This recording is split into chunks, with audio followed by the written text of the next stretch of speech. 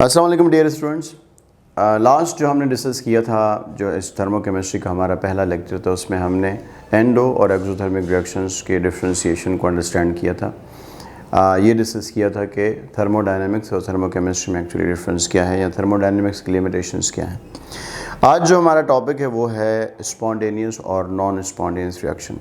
अगर देखा जाए कि ओवरऑल जो है कि स्पॉन्टेनियस नॉन, जहाँ पे हम थर्मोकेमिस्ट्री की बात करते हैं तो थर्मोकेमिस्ट्री का एक मेजर जो पर्पस है या उसकी सिग्निफिकेंस है वो ये है कि वो एक रिएक्शन के लिए डिफ़ाइन कर दे कि रिएक्शन स्पॉन्टेनियस है या नॉन स्पॉन्टेनियस रिएक्शन है।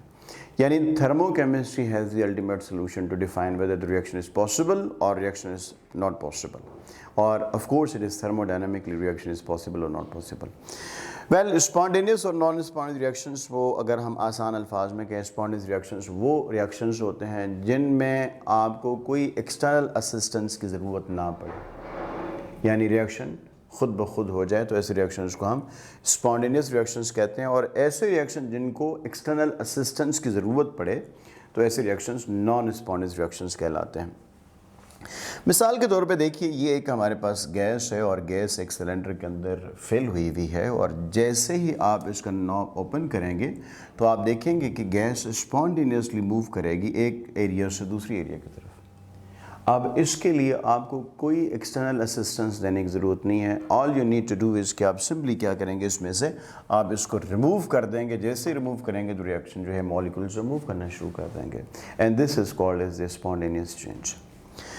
केमिस्ट्री के अंदर अगर हम स्पॉन्टेनियस और नॉन स्पॉन्टेनियस रिएक्शंस को जो है क्लासीफाई करें, इसको हम जो है डिफ़ाइन करें और इनको हम प्रॉपरली जो है डिफ्रेंशिएट करें, तो सबसे पहली चीज़ जो हमने कहा था कि it takes place on its own, वो जो है it requires external assistance, outside assistance चाहिए होती है। ये हमेशा नॉन इक्विलिब्रियम प्रोसेस से इक्विलिब्रियम प्रोसेस की तरफ मूव करता है। जहाँ पर इक्विलिब्रियम होगा उस तरफ जो है प्रोसेस मूव करेगा। आप पानी को हायर एरिया से छोड़ें, हायर जो है एटीट्यूड से छोड़ दें, तो वो पानी हमेशा नीचे की तरफ जाएगा। और क्यों? क्योंकि वहाँ पर उसका इक्विलिब्रियम इस्टेब्लिश होना है। So it always move from non equilibrium process to the equilibrium process. और जबकि इनके अंदर जो है ये प्रैक्टिकली जो है ये जो है नेचर में एग्जिस्ट नहीं करेंगे, यानी पानी नीचे से ऊपर कभी भी नहीं जाएगा, क्योंकि it is non spontaneous process जब तक आप उसे एक्सटर्नल असिस्टेंस ना दें। वेल, इसी तरह से अगर आप देखें तो ये बड़े इंपॉर्टेंट पॉइंट है, और ये मल्टीपल चॉइस क्वेश्चन में चीज़ पूछी जाती है कि जो स्पॉन्टेनियस रिएक्शंस होते हैं यूनी डायरेक्शनल होते हैं, इरिवर्सिबल होते हैं और रियल प्रोसेसेस होते हैं, कोई इमेजिनरी प्रोसेसेस नहीं होते। जबकि उसके मुकाबले में जो रिवर्सिबिलिटी है नॉन स्पॉन्टेनियस रिएक्शंस के लिए एक लिमिटिंग केस बन जाता है, यानी देयर आर सर्टेन रिएक्शंस जो कि रिवर्सिबल हैं और नॉन स्पॉन्टेनियस हैं, and there are certain reversible reactions जो कि क्या हैं, स्पॉन्टेनियस हैं। तो यहाँ पर जो हम बात कर रहे होते हैं कि जो रिवर्सिबिलिटी होती है वो क्या है, एक लिमिटिंग केस बन जाता है किसके लिए, नॉन स्पॉन्टेनियस रिएक्शंस के लिए। सिमिलरली जो है अगर आप देखें कुछ जो है बात यहाँ पर के जो हम बात कर रहे थे कि जो नॉन स्पॉन्टेनियस रिएक्शंस हैं उनमें एक चीज़ ये भी कही जाती है कि अगर एक दफ़ा स्टार्ट हो जाए और वो कंटिन्यूसली चलता रहे तो ऐसे प्रोसेस को भी हम स्पॉन्टेनियस कहते हैं। लाइक आप कैंडल जला दें, जलती रहेगी जब तक वो सारी की सारी ख़त्म ना हो जाए, यानी once started and continues to occur, continues to happen, तो ऐसे जो है रिएक्शंस भी स्पॉन्टेनियस रिएक्शन। गाड़ी स्टार्ट कर दीजिए, चलती रहेगी जब तक उसका फ्यूल ख़त्म ना हो। गैस का चूल्हा जला दे, तब तक चलता रहेगा जब तक गैस ख़त्म ना हो जाए। तो ये जो प्रोसेसेस होंगे ये एंडोथर्मिक ये स्पॉन्टेनियस प्रोसेसेस काउंट होंगे। जबकि उसके मुकाबले में हमने अभी बात की थी कि ये जो है उनको आप बार बार आपको स्टार्ट करने की ज़रूरत पड़ती है, स्पॉन्टेनियस है। और इसी तरह से ये जो है पॉइंट बड़ा वैलिड सा है कि इम्पॉर्टेंट है कि ये जो है they proceed with the decrease in energy, जबकि ये जो है इंक्रीज़ इन एनर्जी से प्रोसीड करते हैं। अब एनर्जी यहाँ पर इसका मतलब क्या है, इसको थोड़ी देर में हम अंडरस्टैंड भी करते हैं। और जो अगला पॉइंट है इसके अंदर वो ये है कि जो स्पॉन्टेनियस रिएक्शंस हैं they are usually exothermic. Exothermic में हीट रिलीज़ होती है ना, एनर्जी कम होती है, डिक्रीज़ करती है। और जबकि जो एंडोथर्मिक प्रोसेस हैं वो क्या हैं, वो नॉन स्पॉन्टेनियस होते हैं, और ये भी यूजुअली होता है। कुछ ऐसे भी होते हैं प्रोसेस जो एंडोथर्मिक है and even then they are spontaneous. देखिए मिसाल के तौर पे ये जो है रिएक्शन है जिसमें आप सोडियम हाइड्रोक्साइड HCl ऐड करते हैं, एसिड बेस्ड रिएक्शन है। जैसे ही ऐड करेंगे मिनटों में रिएक्शन होना शुरू हो जाएगा, और ये रिएक्शन मिनटों में कंप्लीट भी हो जाएगा कि एसिड और बेस रिएक्ट करके न्यूट्रलाइजेशन रिएक्शन है और इसको किसी चीज़ की मज़ीद ज़रूरत नहीं है, and they will just start reacting with each other. जबकि उसके मुकाबले में आप देखें सदियों से नाइट्रोजन ऑक्सीजन एयर में मौजूद है but they do not react.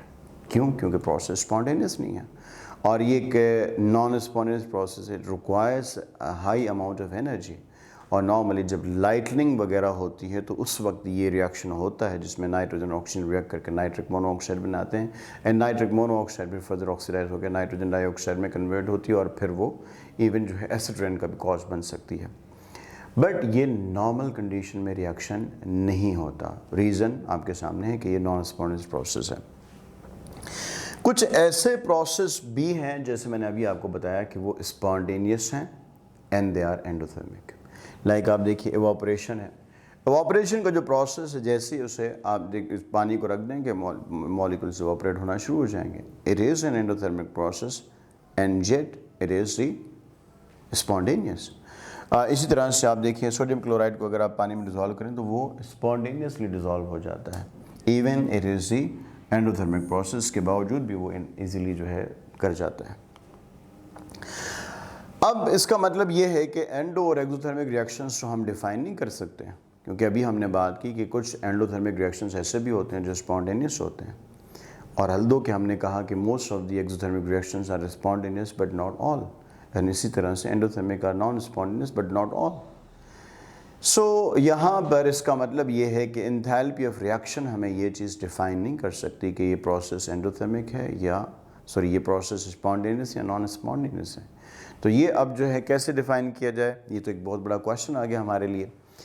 हमारी ही बुक जो है कहती है कि देखिए कि इसका जो अल्टीमेट सोल्यूशन है वो है फ्री एनर्जी चेंज। वैसे तो ये एफएससी लेवल के ऊपर चीज़ नहीं है, बट चूँकि बुक में एक लाइन लिखी हुई है और ये एक्चुअली है भी ऐसी ही कि फ्री एनर्जी चेंज हमें बता देता है कि ये प्रोसेस स्पॉन्टेनियस या नॉन स्पॉन्टेनियस है। अल्दो कि हम इसकी डिटेल में नहीं जाएंगे ज़्यादा, क्योंकि एफएससी का लेवल हमें इजाज़त नहीं देता कि हम इसकी मज़ीद डिटेल को एक्सप्लेन करें, बट इवन देन ये एक बेसिक इक्वेशन है, ये गिब्स फ्री एनर्जी कहलाती है और ये है enthalpy of the reaction delta H. Last lecture में हमने पढ़ा था T यहाँ पर टेम्परेचर है और S जो है डेल्टा S जो है ये एंट्रोपी चेंज को जो है मेजर करती है। अब एंथैल्पी की टर्म आपने सुनी हुई है, टेम्परेचर भी एब्सोल्यूट टेम्परेचर आपने लफ्ज़ सुना हुआ है, फ्री एनर्जी आपने जो है लफ्ज़ नहीं सुना हुआ। तो फ्री एनर्जी को हम सिंपली डिफाइन करते हैं, it is the amount of energy available to any body any system to do work is called the free energy. What is entropy? Entropy को थोड़ा सा हम एक्सप्लेन करते हैं। Entropy is the measure of disorderness in the system. कैसे आए देखते हैं। मिसाल के तौर पे देखिए कि ये एक जो है सिस्टम है जिसमें क्या है, ये सिस्टम में पार्टिकल्स वेल ऑर्डर्ड पार्टिकल्स हैं, वेल अरेंज्ड पार्टिकल्स हैं, मगर क्या हुआ, कुछ भी ऐसा हुआ जिसकी वजह से इनके दरमियान जो फोर्सेस थी वो डिस्टर्ब हो गई, फोर्सेस डिक्रीज हो गई या व्हाटसोएवर हैज़ हैपेंड, मगर ये मॉलिक्यूल्स अब रैंडम पड़े हुए हैं। This is just like this कि आप घर में अपने जो है टेबल के ऊपर किताबें सजा के बना के अरेंज करके रखें और थोड़ी देर बाद आएँ और आप देखें कि किसी आपके बहन भाई ने क्या किया, उसकी सारा उलट पुलट करके रख दिया है। And this is called as increase in the disorderness in the system, means entropy has increase in the system and it is one of the criteria to decide whether the reaction is spontaneous और non spontaneous. मिसाल के तौर पे आप इसकी एक और example ले सकते हैं कि देखें इवापोरेशन का प्रोसेस है, आप इसे हीट करते हैं, मॉलिक्यूल्स इवापोरेट करते रहते हैं, या इवन आप कह दीजिए कि ये बॉइलिंग का प्रोसेस है, उसके अंदर भी क्या है, मॉलिक्यूल्स जो है निकलते हैं, जिसको हम वेपोराइजेशन का प्रोसेस कहते हैं। मॉलिक्यूल्स का निकलना लिक्विड स्टेट में ऑफ कोर्स क्या है, मॉलिक्यूल्स रिलेटिवली कॉम्पैक्ट हैं, क्लोज हैं एक दूसरे से, और इवापोरेशन के बाद या वेपोराइजेशन के बाद मॉलिक्यूल्स एक दूसरे से दूर हो जाते हैं। अब ये जो प्रोसेस है इसके अंदर ऑफ कोर्स क्या हुआ है कि डिसऑर्डरनेस इंक्रीज़ हुई, और डिसऑर्डरनेस इंक्रीज़ होने का मतलब ये है कि सिस्टम में डिसऑर्डरनेस या एंट्रोपी इंक्रीज़ कर रही है। कैसे डिफ़ाइन करती है एंट्रोपी और जो है इनका, वैसे तो इनकी प्रॉपर डिटेल है और इसको प्रॉपरली अंडरस्टैंड किया जा सकता है कि इन दोनों का जो ये जो क्वांटिटीज़ हैं, इन दोनों के डिफरेंस से जो है हम डेल्टा जी और डेल्टा जी की मदद से हम बता सकते हैं कि वेदर रिएक्शन इज स्पॉन्टेनियस और not. If delta G is less than 0 means it is negative होने का मतलब ये है कि सिस्टम की एनर्जी डिक्रीज होगी। याद कीजिए अभी हमने डिस्कस किया था कि स्पॉन्टेनियस रिएक्शन की रिक्वायरमेंट क्या है, हमने कहा था कि एनर्जी डिक्रीज करती है और it is actually the free energy जो कि डिक्रीज करती है। तो अगर ऐसा है तो ऐसे रिएक्शंस को हम स्पॉन्टेनियस रिएक्शंस काउंट करेंगे। और अगर जो है सिस्टम की जो है डेल्टा जी जो है वैल्यू इंक्रीज कर रही है, यानी गिब्स फ्री एनर्जी इंक्रीज करती है, ग्रेटर देन जीरो का मतलब it is positive, if it is positive it is non spontaneous process, और ये एक अल्टीमेट सोल्यूशन है।